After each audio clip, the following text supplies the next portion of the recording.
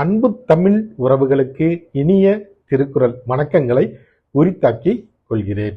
நான் உங்கள் மூவேந்திர பாண்டியன். நாளொரு திருக்குறள் வரிசையில் இன்றைய தினம் அறத்துப்பாலில் 37வது அதிகாரமாக உள்ள அவா அறுத்தல் என்ற அதிகார தலைப்பின் கீழ் அமையப்பெற்ற 362வது திருக்குறளை காணப்போகின்றோம். அவா அறுத்தல் என்பதற்கு ஆசையை கைவிடுதல் என்ற பொருளில் இந்த அதிகாரத்தின் தலைப்பு அமையப்பெற்றுள்ளது. இப்பொழுது 362வது திருக்குறளை காண்போம்.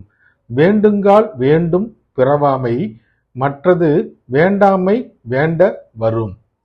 வேண்டுங்கால் வேண்டும் பிறவாமை மற்றது வேண்டாமை வேண்ட வரும்.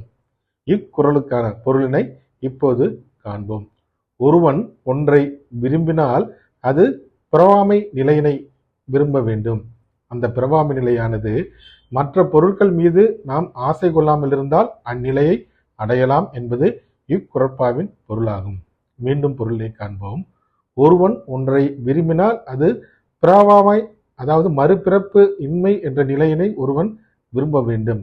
அந்நிலையினை அடைவதற்கு நாம் பிற பொருட்கள் மீது ஆசை கொள்ளாமல் இருக்க வேண்டும் என்பது இக்குறட்பாவின் முழு பொருளாகும். ஆம் தோழர்களே, வள்ளுவரின் வழியினை பின்பற்றி வாழ்வில் வெற்றி காண்போம். வாழ்க தமிழ், வளர்க தமிழ்நாடு. வணக்கம்.